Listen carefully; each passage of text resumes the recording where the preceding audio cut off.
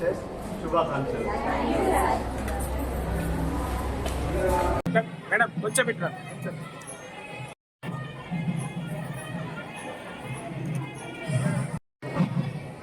అన్నా sir sir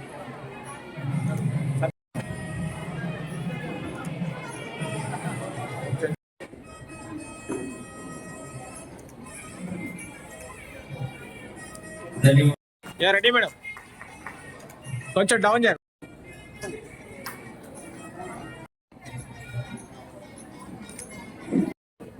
ముఖ్య అతిథి శ్రీ జి దేవేంద్ర సార్కి మరొకసారి స్వాగతం పలుకుతున్నాము.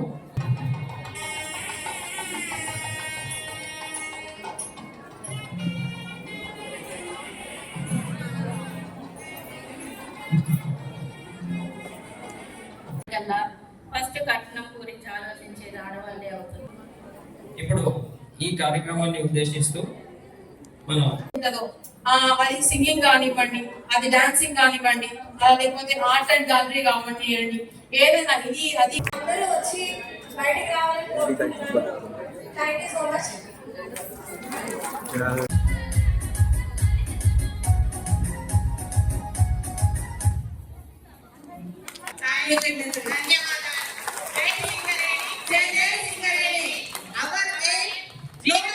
రీసెంట్గా వచ్చాను ఆర్టీటీ నుంచి.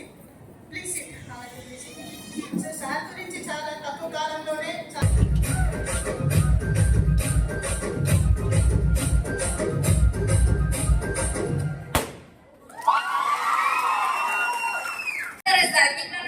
అక్కడ మన మార్కెట్ దగ్గర ఏదో సింగరేణి సేవా సమితి అనేది ఒకటి ఉన్నదట. మీకు తెలియదా? అదొక చదివించింది రిపేర్ ఏముంటుందట కంప్యూటర్. సార్ సార్ కొంచెం ముందుకు రండి. గత 14 సేవా సమితిలో 15 సంవత్సరాల నిలువుగా కృషి చేస్తూ కంటి శ్రీనివాస్ గారిని కోరుతున్నాను. Ready sir. డోనర్స్ తో, ఎన్ఆర్ఎస్ తో మరియు సింగరేణి ఏజెంట్ తో ఎంతగానో నెగోషియేషన్ చేసి వారికి Savitribai Phule national BC welfare society ద్వారా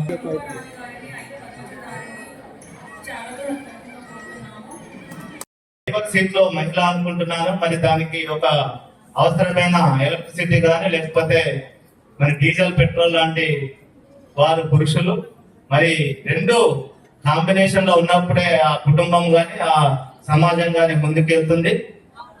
కాబట్టి మహిళలు కానీ పురుషులు కానీ, పురుషులందరూ ముఖ్యంగా మహిళలకి సమాన అవకాశాలు, సముచితమైన గౌరవం ఇవ్వాలని, మరి వారికి అన్ని విషయాలలో సహాయ సహకారాలు అందించాలని, ఎటువంటి ఇండిసిప్లిన్ కానీ నష్టం కలగజేసే పనులు కానీ విద్యార్థులు కానీ ఇంకా పురుషులు కానీ సమాజంలో వారికి ఎటువంటి కలగకుండా చూడాలని, వారికి కుటుంబ విషయంలో కానీ అన్ని విషయాలలో కానీ వారికి సహాయ సహకారాలు అందిస్తే వారు ఇంకా ముందుకు వస్తారని, మరి ఒకసారి ఈ అంతర్జాతీయ మహిళా దినోత్సవం సందర్భంగా మహిళలందరికీ ఇంకా ప్రభుత్వాలు అవసరమైన కృషి చేయాలని, వారు అభివృద్ధి చెందడానికి అన్ని అవకాశాలు కల్పించాలని, తద్వారా భారతదేశం యొక్క జిడిపి పురుషులు ఎంత చేస్తారో కష్టపడే మహిళలు కూడా అంతే 50% ఉన్నప్పుడు ఆ దేశం ఇంకా అభివృద్ధి చెందుతుందని నేను నమ్ముతున్నాను. సో మరి ఒకసారి మహిళలందరూ అభివృద్ధి చెందాలని, వారికి భగవంతుడు అన్ని రకాల సహాయ సహకారాలు అందించాలని, ఆశీస్సులు అందించాలని కోరుకుంటూ నాకు ఈ అవకాశం ఇచ్చిన ఆర్గనైజర్స్ కి కృతజ్ఞతలు ముగిస్తున్నాను. జై సింగరేణి.